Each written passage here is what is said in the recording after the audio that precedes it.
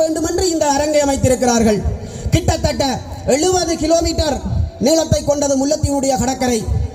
மாத்தளன் நீரேரி, நந்திக்கடல் நீரேரி, நாயாறு நீரேரி, கொக்குளாய் நீரேரி, இந்த நீரேரிகள் எங்களுக்கே உரிய சிறப்பினை கொண்டவை. நந்திக்கடல் ஒரு நீரேரி, ஆனாலும் நந்திக்கடல் என்றுதான் சொல்லுகின்றோம். பெரிய நீர்ப்பரப்பு கடல், பெரிய வளங்களை அள்ளி குவிக்கின்ற, அள்ளி தருகின்ற, அள்ளி கொட்டுகின்ற ஒரு பரப்பு கடல். நந்திக்கடலையும் நாங்கள் அவ்வாறுதான் அழைக்கின்றோம். ஏனென்றால் நந்திக்கடலினுடைய வளம் என்பது எங்கள் அடிப்படை வாழ்வாதாரத்தில் இருக்கிறது. நாயாற்று இறாலுக்கும் நந்திக்கடலின் இறாலுக்கும் அந்த நாச்சுவை பட்டவர்கள் மீண்டும் சுவைக்க தோன்றும் அந்த இறாலினுடைய சுவை. எனவே இந்த நீரேரிகள் எங்கள் நெய்த நிலத்தோடு சார்ந்தவை.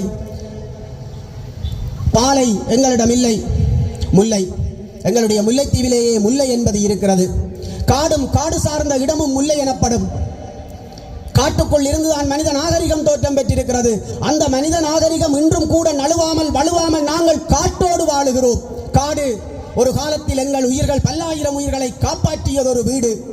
இந்த காட்டில் ஒரு மரம் எவ்வாறு எங்களிடத்தில் இருந்து இந்த நாடு முழுவதும் அந்த மரம் தன்னுடைய பயனை தருகிறதோ, அகில உலகமெல்லாம் இருக்கின்ற மரங்கள் இந்த உலகத்தின் பசுமை போர்வையை பாதுகாக்கிறது.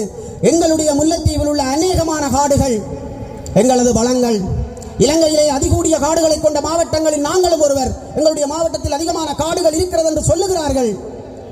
இந்த பாதைகளிலே செல்லுகின்ற பொழுது வீதியோரங்களிலே பெருங்காடுகள் இருப்பது போல் இருந்தாலும் சற்று கவலை, சற்று உள்நுழைந்தால் உள்ளுக்கு பெரியதொரு வெட்டையை காண்கின்றோம். எனவே காடு எங்களுடைய காலத்தில் வாழ்ந்த நாங்கள் வாழ்ந்த வீடு. அதே போல எங்களுடைய வரலாற்றிடங்கள். இந்த வரலாற்றிடங்களை பேசுகின்ற பொழுது, இந்த சுற்றுலா தின நிகழ்விலே வரலாற்றிடங்களை பற்றி பேசுகின்ற பொழுது, முல்லைத்தீவில் மிக அதிகளவான வரலாற்று தடங்களை நாங்கள் கொண்டிருக்கிறோம், வரலாற்று தளங்களை நாங்கள் கொண்டிருக்கிறோம். பண்டாரவன்னியன் காலத்து அரச சபைகளும் அரச கட்டுமானங்களும் பாரம்பரிய அந்த ராஜ்யங்களும் எங்கள் காடுகளில் எல்லாம் இருக்கிறது. வரலாற்றிடங்கள் அதிகமாக எங்களிடம் இருக்கிறது. முத்தையன்கட்டு குளத்துக்கு மேல் சப்த கன்னியர்கள் இருக்கிறார்கள். வட்டுவாகலிலே அந்த கன்னியர்களினுடைய தொடர்பு இருக்கிறது. பேராத்திலே அடுக்குக்கல் இருக்கிறது. எங்களுடைய மாவட்டங்களிலே ஆங்காங்கு இருக்கின்ற இந்த பூசாரி வழிபாட்டு முறைகளிலே இயக்கர் நாகரனுடைய வழிபாடு இருக்கிறது. எனவே வரலாற்றிடங்கள் எங்களிடம் எக்கச்சக்கமாக இருக்கின்றன.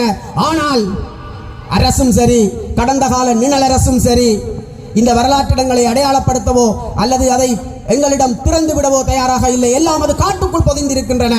பார்ப்பதற்கு அப்பவும் அனுமதி இல்லை, இப்பவும் அனுமதி இல்லை. எனவே மிகச் சிறப்பு மிக்க வரலாற்றிடங்கள் எங்களிடம் இருக்கிறது. எனவே சுற்றுலாத்துறை சார்ந்த பலர், அதிகாரிகள் உட்பட பலர் இருக்கிறார்கள். இந்த இடங்கள் மிகவும் எங்களிடம் திறந்து விடப்பட வேண்டியவை, நாங்கள் பார்க்க வேண்டியவை.